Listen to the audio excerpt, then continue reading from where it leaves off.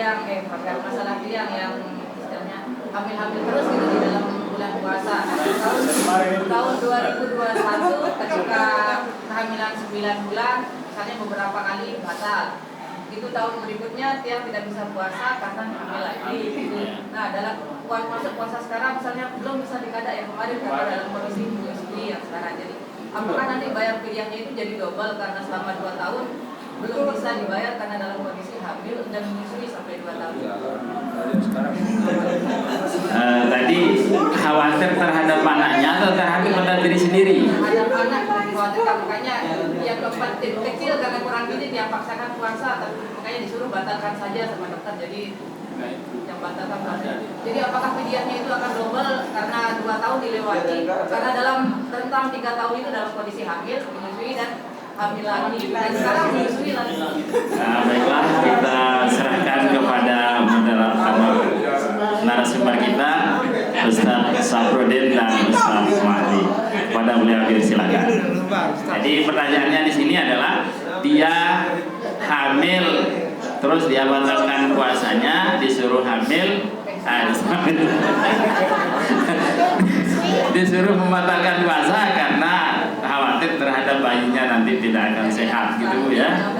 Kemudian dia tidak sempat menggadanya pada tahun tersebut sehingga terlompat.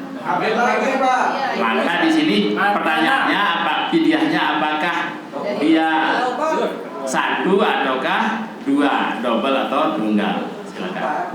Ini ampun ya, untuk sekedar memperjelas sebenarnya sudah jelas sama Ustaz Isa Kutbuddin tadi.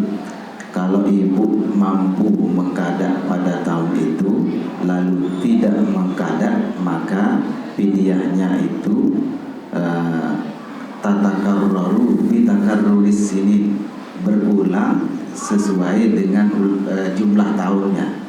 Kalau mampu mengkadak kemudian sampai 2 tahun ada kesempatan dan ada kemampuan untuk mengkadak puasanya lalu tidak mengkadaknya, maka di samping tetap wajib kadak dan mengeluarkan fidyahnya double selama 2 tahun ini kalau mampu. Tetapi kalau ada halangan, apalagi berdasarkan petunjuk dokter misalnya tidak usah puasa, maka itu uzur syar'i, uzur yang bisa ditoleransi oleh agama atau oleh syarat. Maka ibu hanya mengeluarkan 1 kali 1 mud saja per hari. Jadi tergantung kondisi ibu, apakah dalam kondisi uzur pada tahun itu sehingga tidak mampu mengkadak. Itu tergantung kondisi ibu sekali lagi.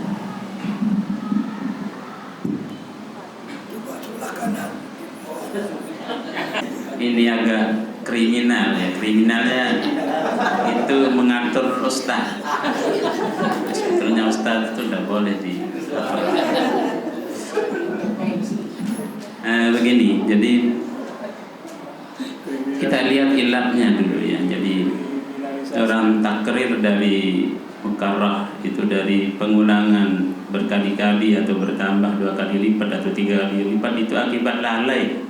Itu pertama. Jadi ilatnya lalai dalam mengqada, mampu artinya mampu tetapi lalai. Jadi denda itu, jadi fidyah itu akibat dari lalai. Itu bisa kita pilih kemudian. Kalau tidak disebabkan oleh lalai itu artinya 1 saja. 1 hanya tidak berulang-ulang daripada fidyah itu maksudnya. Jadi kalau ya benar yang dibilang Ustaz tadi bahwa tergantung keadaannya.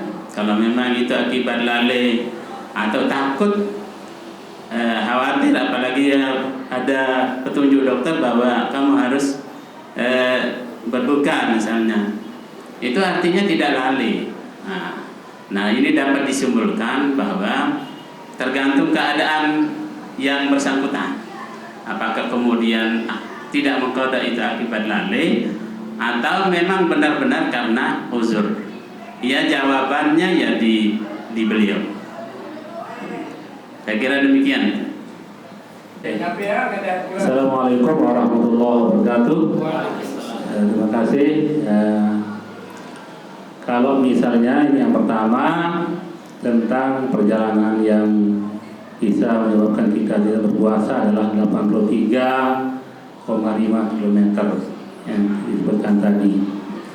Misalnya ini, kalau suatu tempat yang misalnya perjalanan juga sampai 85 atau sampai 100 km, ini jaraknya 2 gunung misalnya.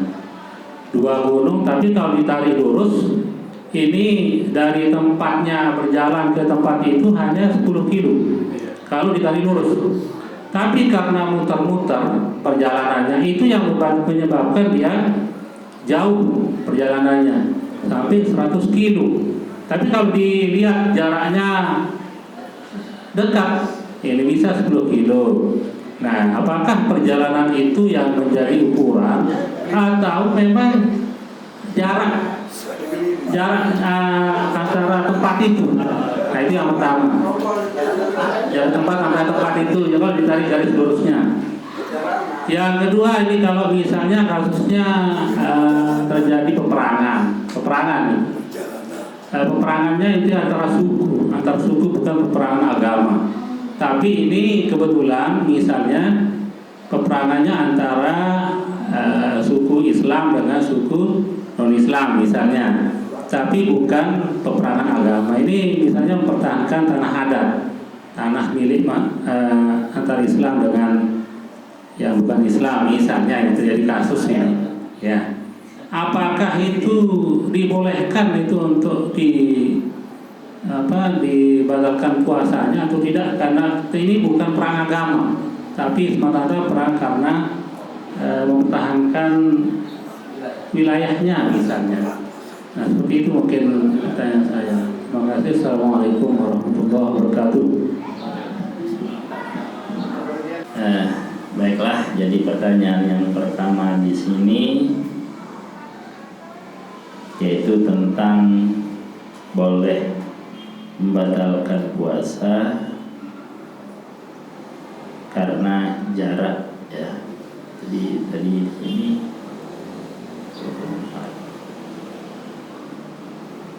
as-sabar iza kana as-sabru bahan sabri yajuzu mabitu arbatu burudin bil anjal wa sabara dzalika bi arba'in anjal pasal kita tasyara untuk daru bisairi yaumaini mu'tadilah ini. Jadi di sini perjalanan 2 hari. Kalau di sini gambaran dari menurut saya, ya, jadi perjalanan 2 hari. Jadi ya, jadi patokan di sini adalah perjalanannya. Jadi bukan jaraknya. Jadi perjalanan itu yang menyebabkan kita ada jauh, kan? Jadi bukan jaraknya. Jadi sekalipun sekarang jaraknya, tapi bisa jadi jarak misalnya ke gunung sekarang, kalau dari sini ke sana mungkin lompat gunung bisa jaraknya dekat. Tapi kalau dari segi perjalanan berkeliling jadi jauh dia. Jadi di sini yang dilihat 83,5 km itu perjalanan, bukan 83 km itu jarak.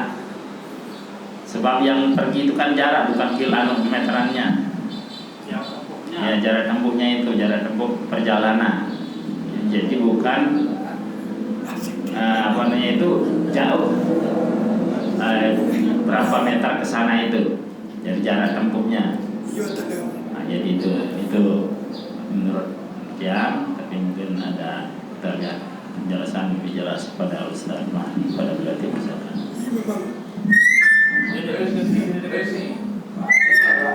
Ini otak kipa ini dipakai padi, ya, padi. Ya, sama ketua.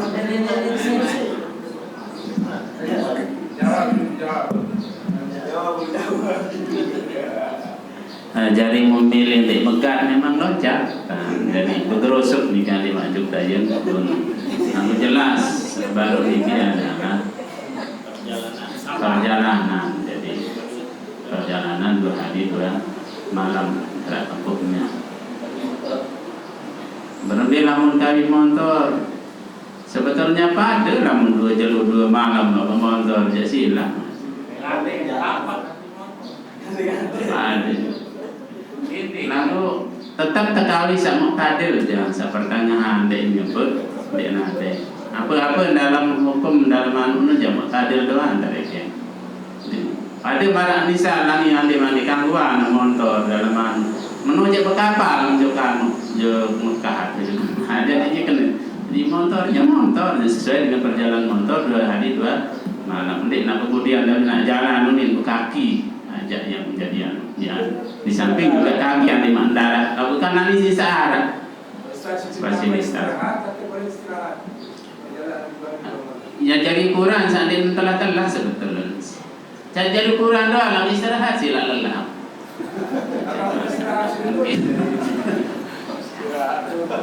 Lelah man. Lagu tetap saat dalam perjalanan 2 hari 2 malam. Kemudian yang kedua begitu yang tentang apakah kemudian boleh kita apa yang dikatakan jihad atau ketika membela negara atau sesama membela negara atau tidak berjihad dalam bela agama.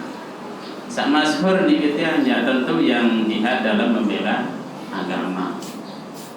Ya urusan kemerdekaan ini kemudian apakah kemudian masuk dalam kategori atau nebeng-nebeng tentang untuk berjihad dalam membela agama, mungkin tergantung keadaan. Jadi yang sisa memang walaupun perang negara lagu di situ mayoritasnya adalah Islam, memang negara Islam, jadi terganggu dalam beribadah. Nah, ini kerja berkerekano dia berkerekano yang hendak pelapon awam ya tetap jihad fisabilillah karena membela agama. Yang kalau kemudian perkembangannya kemudian di negara Islam dengan yang sekarang terjadi kan sampai mereka tidak bisa ibadah. Nah, ini kejadian berkerekano berendang berketuan berembi model dalam hal ini. Nah, marah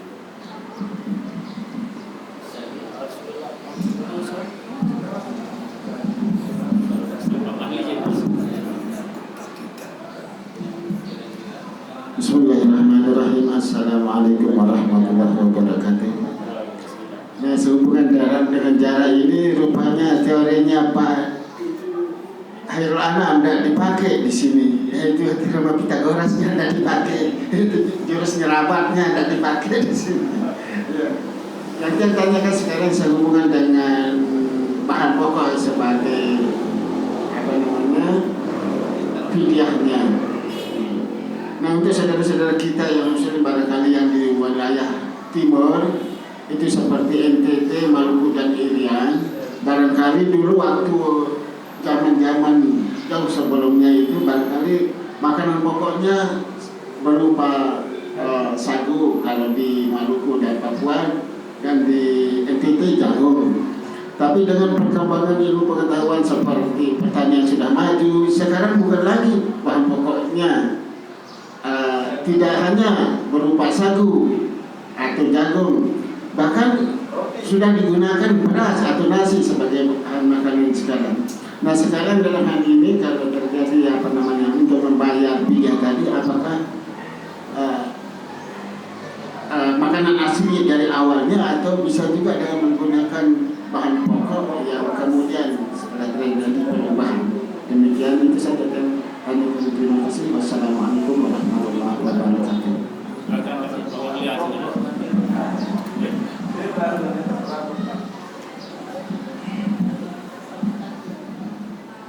Perubahan makanan pokok itu bisa saja terjadi, tetapi yang menjadi standar adalah makanan pokok yang pada tahun itu.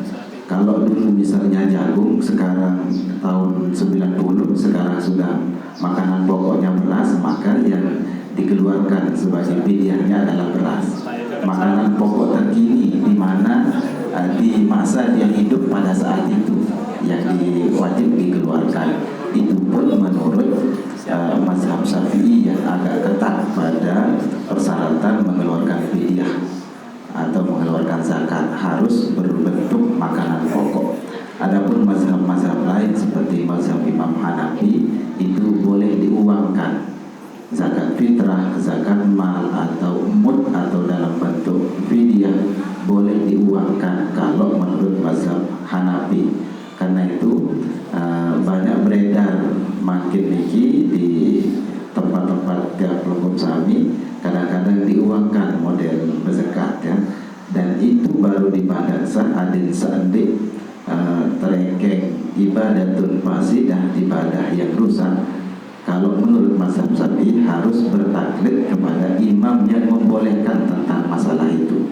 Sekarang kita berpegang teguh kepada mazhab Syafi'i yang berpendapat bahwa mengeluarkan harus pakai makanan pokok. Tetapi satu saat atau satu kondisi yang mengharuskan kita memakai uang, tetapi tidak bertaklid kepada imam yang membolehkan memakai uang, maka itu masuk kategori ibadatun fasidah, ibadah yang tidak bernilai, ibadah yang rusak secara syarat. Karena itu kalau memang harus pakai zakat uang, maka harus bertaklid kepada Imam Hanafi yang membolehkan itu. Jadi Pak Sobri, makanan pokok pada saat dia hidup waktu itu yang wajib dikeluarkan sebagai fidyah. Sekira ini. Jadi apa yang dalam masa itu bukan saja satuan saja yang dikonsumsi, dan tadi bisa kadang-kadang dalam makanan dia pakai beras juga, nasi juga. Pada saat misalnya kalau tidak ada nasi, Biasakan pakai satu. mana yang Memang kalau terjadi dua makanan pokok ada di ibarat niki juga, ada sagu, ada beras, ada jagung misalnya, maka yang dipandang yang bisa dikeluarkan sebagai zakat fitrah atau mud itu adalah makanan yang aglab. Yang aglab itu maksudnya yang lebih dominan dia pakai sebagai makanan pokok, mana yang lebih sering ya.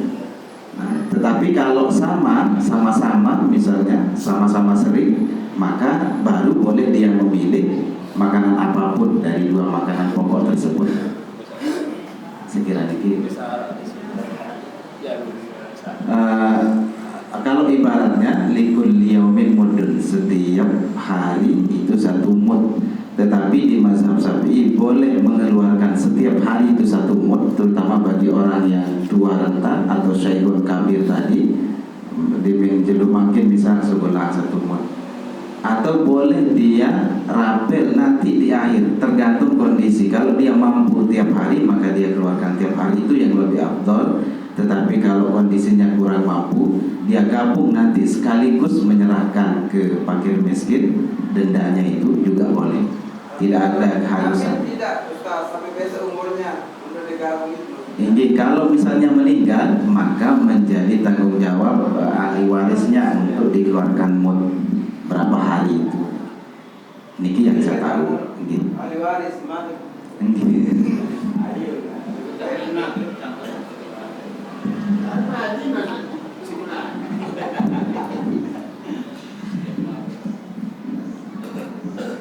Merasa ini sudah jam 9.30. Kita lanjut atau kita jauhkan, tak salah. Tergantung. Ada pertanyaan, Pasal baru dari screen. Supaya selesai kalau sudah habis ya. Aku diri, terbiasa. Kalau sudah habis ya. Masih ada lanjutannya dan cukup Tentang masalah kemarin sebenarnya ini aku lupa ada duit bertanya. Oh bertanya. Nah, masalah puasa maupun ibadah yang lain ini. Nah, yang mungkin kadang kita begitu memperhatikan, misalnya seorang anak yang akil balik ini. Nah, tapi kadang kita tidak pernah mungkin pribadi dia di jam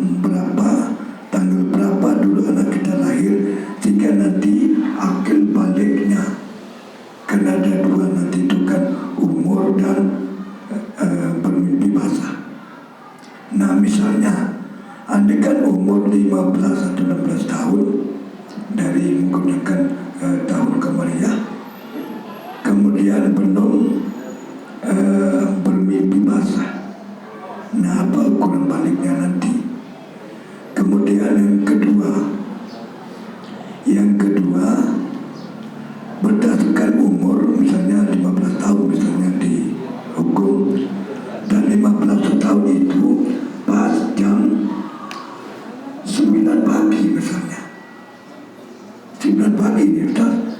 Kayak di Facebook itu ini. Bangun berdua 9 pagi dia genap. Nah bagaimana statusnya jika di bulan puasa? Itu barangkali saya kembalikan demikian dan demikian. Yang kedua lagi, kemudian ukuran roti misalnya di Eropa dan mungkin di beberapa tempat yang makannya bukan lagi berupa beras atau sagu, tapi sudah diolah menjadi roti misalnya. Apa betul untuk zakatnya? Walaupun itu memang lalu siapa tahu nanti kita tinggal di daerah seperti itu. Itu barangkali Pak. Dan kemudian Assalamualaikum warahmatullahi wabarakatuh.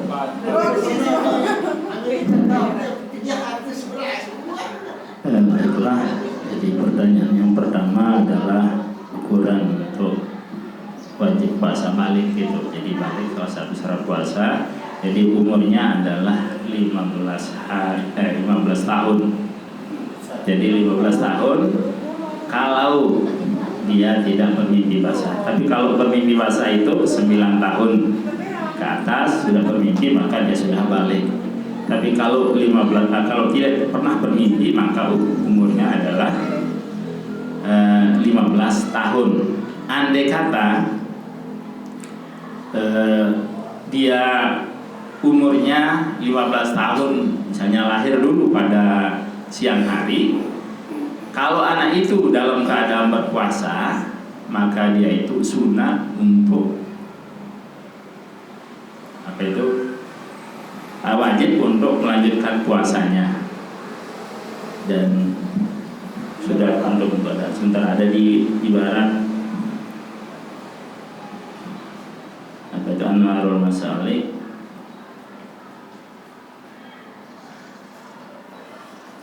Kemudian kalau dia dalam keadaan tidak berpuasa, maka dia sunat untuk imsak.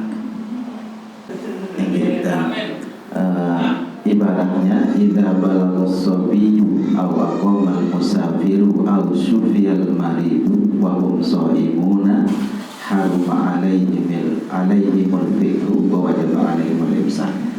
Kalau anak itu balik di tengah siang hari atau di pagi hari, yang penting di siang hari, atau orang musafir itu menjadi mukim atau orang yang sakit yang boleh tidak berpuasa tadi itu sembuh di siang hari, mereka walaupun dalam keadaan sakit dia mencoba untuk berpuasa, walaupun dalam keadaan musafir dia berpuasa, atau walaupun belum balik anak ini dia berpuasa.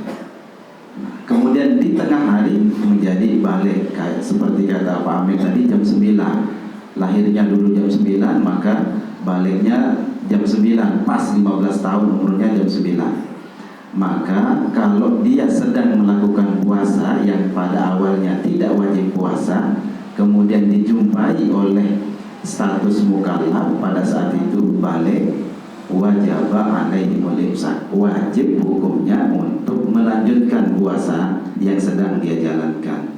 Tetapi sebaliknya, idza tahuratil haidu wan nufasa'u, misalnya orang haid tidak puasa karena masih haid, di siang hari, di tengah hari dia menjadi suci, selesai haid, selesai nifas, atau anak yang belum balik, tidak sedang puasa, lalu balik di tengah hari atau di pertengahan siang, atau orang gila yang sadar di tengah hari, dia tidak puasa, otomatis dia tidak puasa, lalu di tengah hari bulan puasa dia sadar berhenti gila. Au aslamal kafir, atau ada orang mu'allaf di bulan puasa, di siang hari bulan puasa dia tidak puasa, maka ustuhibba lahumul imsak, disunnahkan untuk menahan diri menghormati orang yang berpuasa. Jangan dia bebas leluasa untuk memakan sesuatu, berbuka. Nah, karena dia sedang tidak puasa lalu dikenakan dikenai kewajiban puasa di tengah perjalanan siang, maka disunnahkan untuk imsak, menahan diri. Sekiranya demikian. Yang sambung pertanyaannya Pak Amin sedikit, Ustaz. Kalau seandainya baliknya si anak ini belum usia 15 tahun tapi dia bermimpi, cuma kan orang tua tidak selamanya bertanya kepadanya, kamu udah mimpi belum gitu.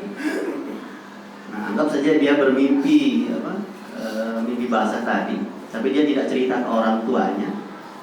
Kemudian si orang tua menganggap dia masih kecil nih, belum pantas puasa. Di bulan Ramadan dia tidak puasa jadinya, padahal dia sudah mimpi gitu. Nah, itu bagaimana hukumnya?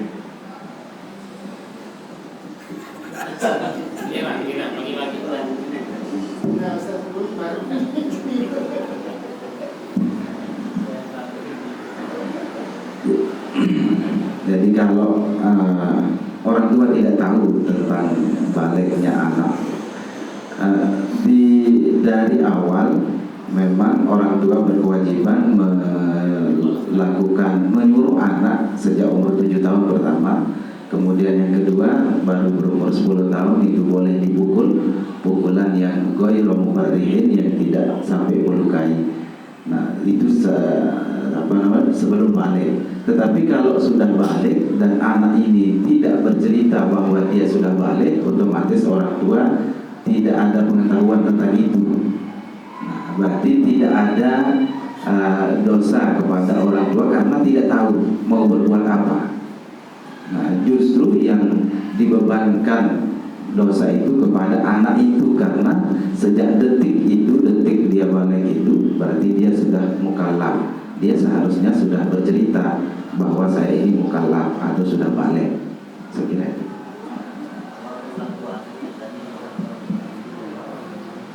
Ini wajib diganti. Kalau dia tidak puasa, ya wajib dikada nanti. Kalau pada akhirnya kita tahu misalnya, maka orang tua wajib memberitahu bahwa wajib mengkada puasa mana, karena waktu itu bangsa balik. Wajib. Kau kejar limit Eropa kan? Apa hubungan dengan Eropa? Handphone aja Pak, nanti habisnya ke bapak. Mereka jadi ya tetap berstandar bahwa ya makanan pokok, tidak jadi kemudian diolah menjadi roti, kemudian menjadi roti. Sama dengan kemudian kalau orang misal tahun ini nauzubillah dia diabetes, bondo anak tolong mandi berubah jadi kemudian maksinan. Tetap makanan pokok tempatan secara aglab, secara galibnya biasa yang berlaku umum di situ apa. Jadi ini kemudian dari nak sakit motor lomak dalam 1 tahun di sini motor lomak anak nanti tetap yang di sekitar itu, di lingkungan itu aglabiahnya kayak apa, umumnya kayak apa di situ. Jadi itu yang kemudian dikeluarkan.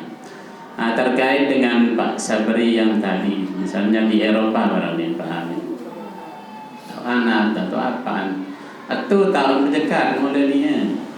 Itu tahun di tempat dia, karena pesan zakat itu kan sosial, bentuk sosial kepedulian orang di sekitar, itu kan pesan zakatnya.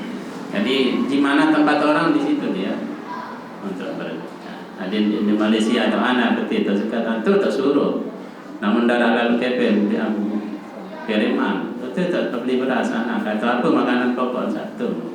Sehingga pesan dari zakat itu sendiri adalah bentuk kepedulian sosial sesama. Saya kira demikian. Mari kita tutup kegiatan kita pada hari ini dan kita sama-sama melafazkan kalimat alhamdulillah. Alhamdulillahirabbil alamin. Wassalamualaikum warahmatullahi wabarakatuh. Waalaikumsalam.